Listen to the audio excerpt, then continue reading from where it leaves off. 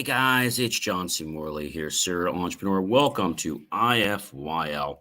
It is great to be with you guys tonight. It's Friday, January 12th, 2024, and I am very, very happy that you are here with me. We've got a great show for you. All right.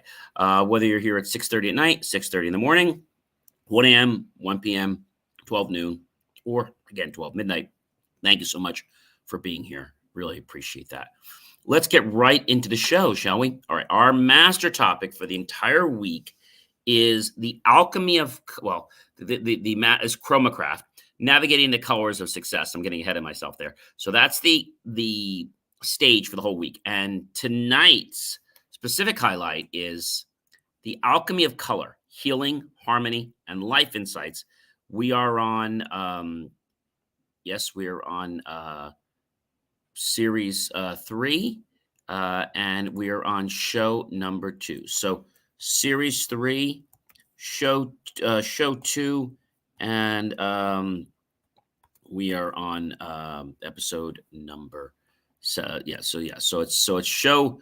Remember, do that right. So it's show 3, series 3, show 2, episode number 7. Episode number 7. So that's where we are. All right. So there's a lot of fascination with color, isn't there? One thing is the Egyptians and Chinese used color for healing. Did you know that? Yes, the Chinese and the Egyptians used color for healing. Now, that might sound crazy, but it is the truth. And this dates back a long time ago. In fact, they called it the ancient history of color light therapy. That's what we're referring to it now as. But they called it color therapy. And, let's get into the realm of what they call chromotherapy. So chromotherapy is the practice of using colors applied in the form of color light to achieve wellness. Each color has specific benefits and will affect different body responses, from emotional to physical.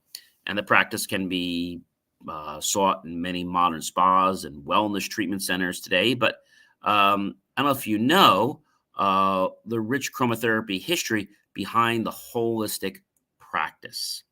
So the ancient cultures from around the world recognize the healing powers of light and color, leading the way to better wellness practices for people to enjoy today. The ancient chromotherapy history. So there are some basic colors we're going to talk about, and then we'll get into some other colors, all right, just to kind of, go through this a little bit. So the first color I want to talk about with you guys, because we're going to be talking about the meanings, right, of these colors, is going to be red. Red.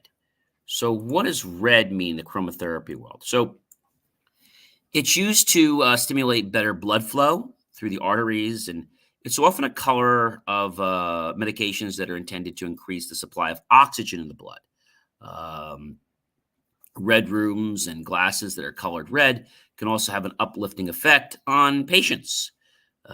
So this is why we see many baths consisting of red-colored water, and use of red lights have been effective methods of helping paralysis patients even recover. So let's go on to another color. That color, ladies and gentlemen, is yellow. Yellow. So yellow is great for not a lot of things. They use yellow to get you to regurgitate, and a doctor could prescribe a medication that has a yellowness in color. Laxatives are also yellow or yellowish in color to relieve constipation. You can try drinking water that has been kept in yellow wine bottles. And there have been cases in which respiratory infections and colds have been alleviated by exposing the individual to sunlight filtered through yellow glass. That's pretty interesting. And you thought we were just talking about marketing colors. Colors go a lot deeper than just the way it looks. They affect us, but they affect us in so many different levels. And even what we're learning tonight is on the cellular level, which I think is really cool. How about the blue-violet connection? All right. So the blue-violet connection in chromotherapy, it's used to cool the body, alleviate conditions from inflammation, conditions such as diarrhea, excessive urine production, um, and this is also why many plants used for medication are blue or violet in color. Green tea, which is beneficial in boosting the immune system, is a mixture of blue and green tints. In chromotherapy, blue lights have been used to treat sciatica and lung hemorrhages. And you combine that with regular white light, blue light has helped patients recover from rheumatism, invalidism, nervousness, and even after more traditional medicines have failed to produce any results. So the question you might be asking yourself is, where else do we go? So there is more, but I wanted to give you just a cursory view of this. So we've got black. Black is for life, fertility, and regeneration. Gold is to bring out perfection. Green is a healing color. Red is a destruction, a life, and it's also a protection color. White is purity. So we're getting back into the color meanings again. But chromotherapy in ancient China started a long time ago. And the 5 colors of the Chinese medicine incorporate the use of elements of earth, fire, water, and others. So organ functions and even the mood in Chinese culture has been kept with this, and very keen because of the mind, body, earth, spirit connection. And so TCM, or traditional Chinese medicine techniques, have transcended generations. And it has been believed that the colors you attract are alignments or imbalances of the cosmos. This is pretty neat. And it gets a lot deeper than this. So modern color therapy really comes down to Isaac Newton's experiment, which was published, I think it was in 1672, explained the idea of refraction, which completely changed the way humans viewed the relationship between light and color. In 1810, John Wolfgang von Goethe published a treatise on color to share his discoveries on how color affects our psychological perceptions and our psychological conditions.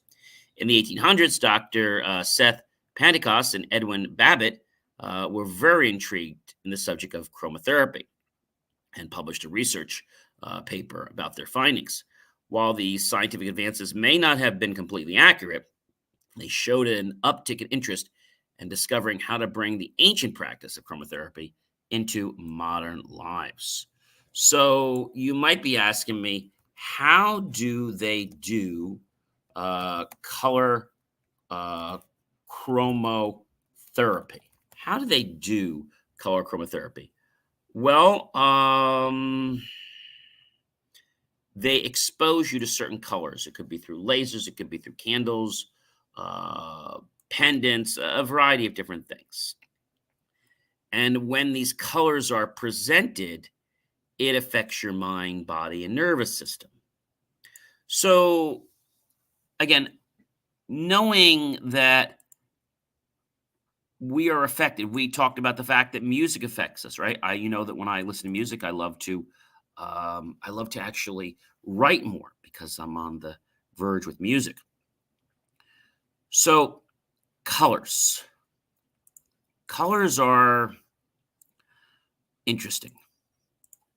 Colors start healing.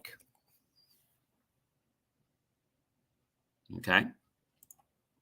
Now, when we talk about mental wellness, okay, we have the green, right? We talked about the green. Green is one of the connects to the chakra colors.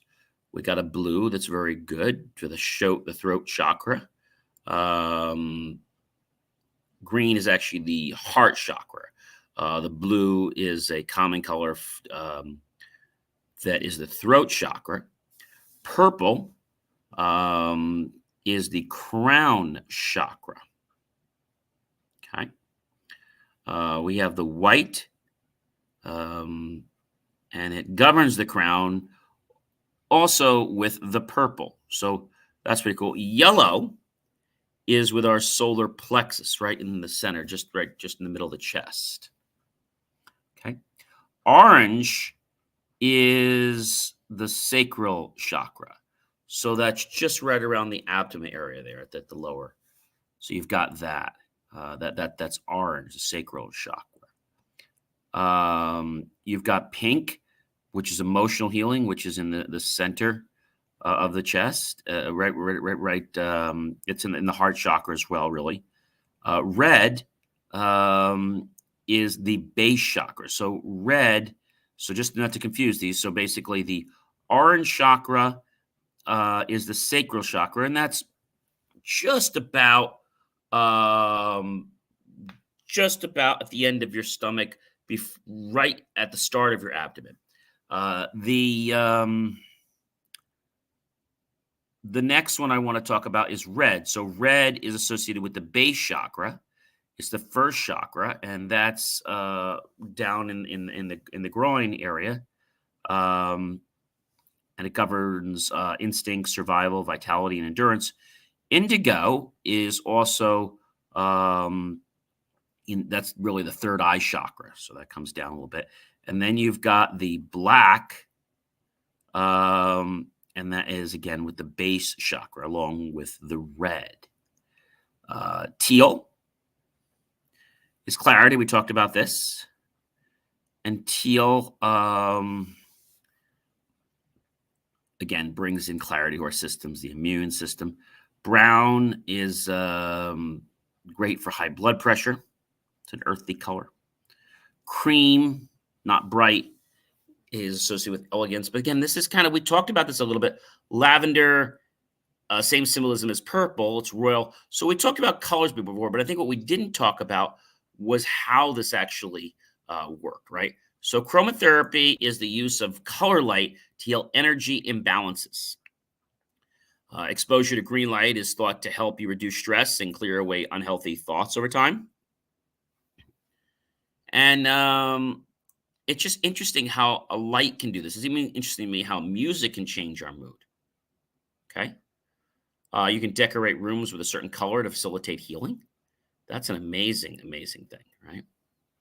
You can install colored lights in your lamps if you really want to do that. Okay. Colorful gemstones to power mental and physical healing. Colorful clothing that reflects the kind of healing that you want. But I think a lot of people don't realize that there are multiple meanings to things. And so when we can appreciate that something has multiple meanings, and when we're able to dive deeper into what it is we have and really gain a thorough understanding, it not only gives us a new perspective, but it actually helps us to connect our mind, body, heart, and soul. I know that's a lot. So the moral of the story here is colors are very, very impressive to us. Okay. I mean, they're very impressive, and they can make a huge, huge difference. Okay. A huge, huge difference. That's pretty cool, isn't it?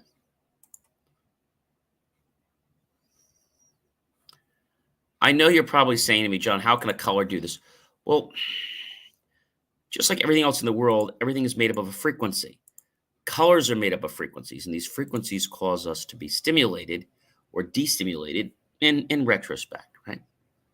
But I think a lot of people, when they learn that they can change something in their life, they're like, oh my gosh, I can't believe I did that. I didn't know that I had the potential to do that. Yeah, you have so much potential, but we don't really take the time to learn it, right? And it's not because we don't want to learn it. It's just because it seems out there, like it's not something we feel we're going to need. So we figure, oh, we'll just not put time or energy into that. But I did ask you to go around and look at different things and think about colors, you know, exploring the meanings associated with colors. Do you feel differently now that we've talked a lot about colors this week? I mean, do you?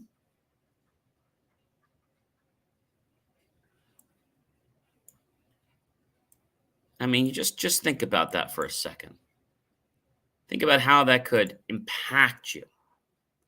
Tomorrow, if you haven't done it already, I want you to pay particular attention to what's going on in your life.